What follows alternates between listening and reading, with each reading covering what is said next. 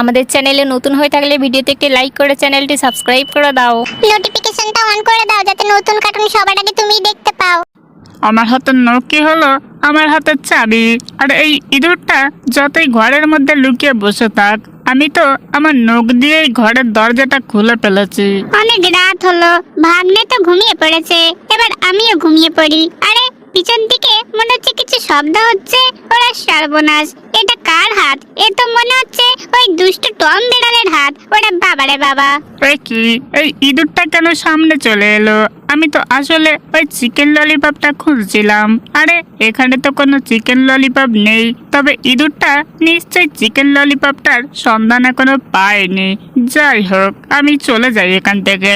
এই টম বিড়ালকে এবারে জব্দ করতেই হবে দেখছি। ওরে বাবারে বাবা। ওই জেরি ইঁদুর চিকেন ললিপপ যেখানে খাইনি, তাহলে চিকেন ললিপপ তো এখানেই আছে। আরে এই যে আমি আমার চিকেন ললিপপ পেয়ে গেছি।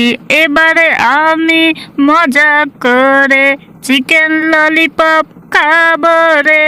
আমার খাবারে কেউ ভাগ বসাতে আসবে না, তাই আমি এখন মনের আনন্দে শুয়ে শুয়ে চিকেন ললিপপ খাই রে। আহা আহা, কতই না সুস্বাদু গন্ধ বেরোচ্ছে। কিছু একটা গড়বড় হতে চলেছে মনে হয়। ওরা সর্বনাশ, এ তো ভূমিকম্প হচ্ছে মনে হয়। এবারে এই চিকেন ললিপপটা নিয়ে আমি কোথায় পালিয়ে যাই? ওরা বাবারে বাবা, বাঁচাও! আরে ভূমিকম্পে যে আমি চাপা পড়ে গেলাম। এইটা কোনো ভূমিকম্প ছিল না, এটা তো আসলে আমার ক্যালমা। হা হা হা, আমার সাথে পাঙ্গা নেওয়ার মজা এবারে টম বিড়াল হাড়ে হাড়ে বুঝে গেছে। যাই, এবারে আমি একটু শান্তি করে গিয়ে ঘুমিয়ে পড়ি।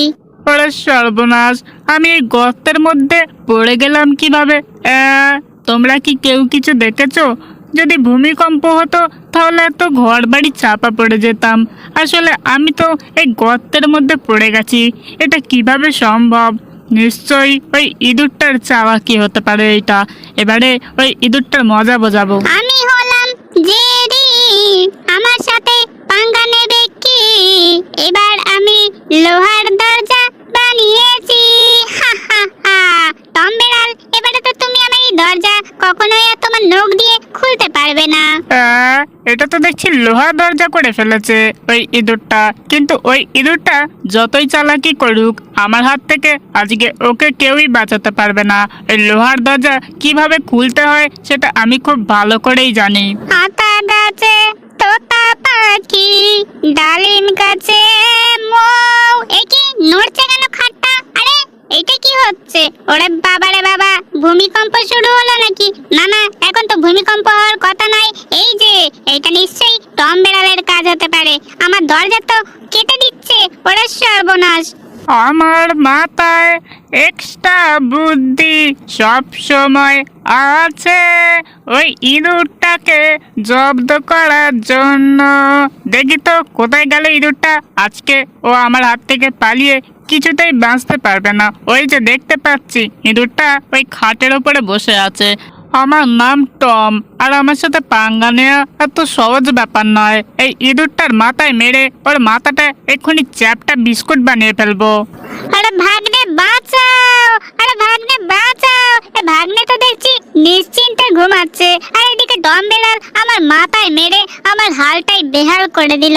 আমার মাথার বুদ্ধিটাও যে উধাও হয়ে গেল মনে হয়। আমি হলাম টম বিড়াল, আমার সাথে পাঙ্গা নেওয়ার এটাই ফল। হা হা হা হা। নিশ্চিন্তে ঘুমানোর জন্য একটা তো জায়গা আমাকে খুঁজে বার করতেই হবে। আরে এই যে আমি একটা লোহার বাক্স পেয়ে গেছি, আর এটাই হলো নিশ্চিন্তে ঘুমানোর আসল জায়গা।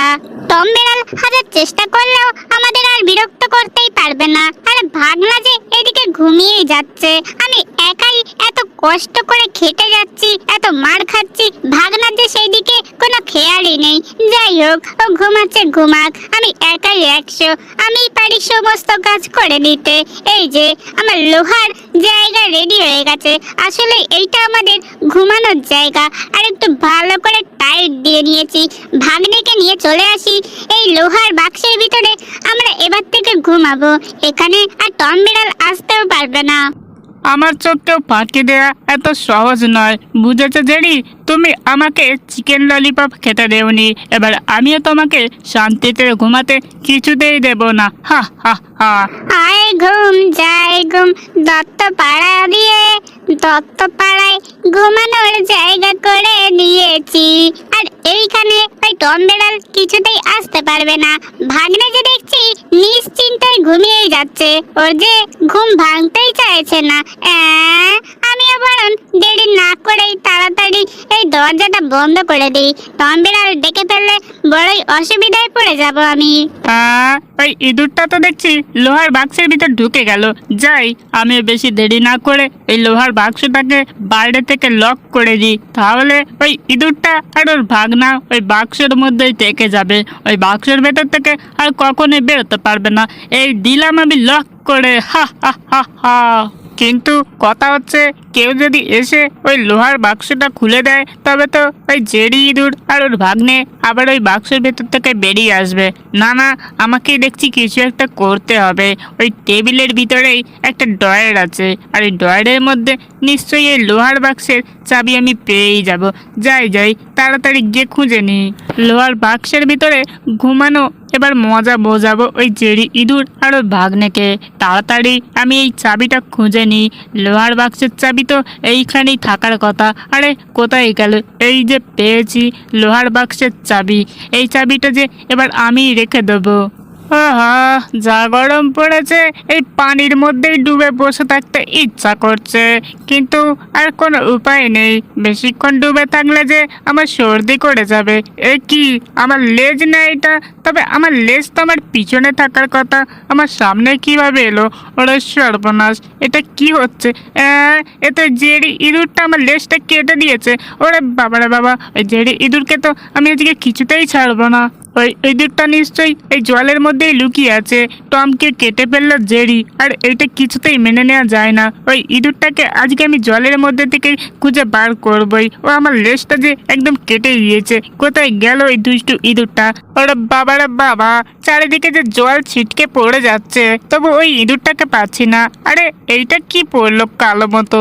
আমি যে কিছুই বুঝতে পারছি না আমার সাথে সব কি হচ্ছে। ওরা সর্বনাশ। আমি তো ঘুমাচ্ছিলাম, আসলেই আমি ঘুমিয়ে ঘুমিয়ে স্বপ্ন দেখছিলাম। ওই জেরি ইঁদুরটা আমার লেজ কাটেনি। আকাশের লক্ষ্য তারা, মেঘটা কেন জমছে না? গরমে আমার হাল বেহাল হয়ে যাচ্ছে, বৃষ্টি তবু আসছে না, তাই আমি জলে সাঁতার কাটছি। জেরি তুমিও চলে আসো, আমার সাথে স্নান করবে। আরে গরমে যে এই ডেঙ্গু মশাটার হাল বেহাল হয়ে গেছে। এই জলের মধ্যে এইভাবে সাঁতার কাটছে নাকি সাহায্য চাইছে? যাই হোক, আমি একে গ্লাস চাপা দিয়ে দিয়েছি। এবারে ওকে উপরে নিয়ে চলে আসি। ওকে যে বাঁচাতেই হবে, কারণ এই ডেঙ্গু মশাকে দিয়েই টমের হাল বেহাল করাবো। চলো ডেঙ্গু মশা, তোমার আর কোনো চিন্তা নেই, আমি তোমাকে জল থেকে তুলে এনেছি ওপরে। বাবারে বাবা, গরমে আমার যে হাল বেহাল হয়ে যাচ্ছিল, এদিকে জেরি ইঁদুরটা যে আমাকে গ্লাসের মধ্যে আটকে রেখেছে। আমি যে স্নান করছিলাম, এটা কি করলো আমার সাথে জেরি ইঁদুর? আমি যে কিছুতেই মেনে নিতে পারছি না। ডেঙ্গু মশা গরমের জ্বালায় জলে সাঁতার কাটছিল, আর আমি ভেবেছি ও হয়তো জলের মধ্যে ভেসে যাচ্ছিল। যাই হোক, সেটা বড় কথা নয়। বড় কথা হচ্ছে এইটা, যাও ডেঙ্গু মশা, ওই টম বেড়ালকে গিয়ে এক্ষুনি একটা কামড় বসাও। ও সেই দিন তোমার হাত থেকে একটা লাড্ডু নিয়ে চলে গিয়েছিল। আমি একটু শান্তি করে ঘুমাচ্ছিলাম, কিন্তু এমন একটা ভয়ানক স্বপ্ন দেখলাম। আসলে জেরি ইঁদুর তো গেছে ওই লোহার বাক্সের মধ্যে ঘুমাতে, আর সেই লোহার বাক্সের চাবিও আমি ফেলে দিয়েছি। ওরা সর্বনাশ, আমার পায়ের মধ্যে যেন কি একটা ঢুকে গেল। আরে বাবারে বাবা, পায়ের মধ্যে সুড়সুড়ি দিচ্ছে কেন? এটা কি? এ তো দেখছি একটা ডেঙ্গু মশা। ওরা বাবা, আমার যে পাছায় কামড় বসালো। ওরা সর্বনাশ, আরে বাঁচাও। আমার নামও জেরি, টম বেড়ালের হাল বেহাল করেই দিয়েছি ওই ডেঙ্গু মশাটাকে দিয়ে। হা হা হা। ওরে বাবা রে বাবা, এই ডেঙ্গু মশাটা যে পাছায় এমর কামড় বসিয়েছে, এ তো কিছুতেই আমাকে ছাড়ছে না। ওরে সর্বনাশ, ওরে পড়লাম রে পড়লাম, আরে কেউ বাঁচাও আমাকে। ওরে মারা মা, আমি যে সিঁড়ির ওপর থেকে পড়ে গেলাম। ওরে বাবা রে বাবা, এই ডেঙ্গু মশাটা তবুও যে আমার পাছায় কামড় বসিয়েই আছে, এ যে কিছুতেই ছাড়ছে না। ওরে সর্বনাশ, আরে গেলাম রে গেলাম, বাঁচাও। এই দুম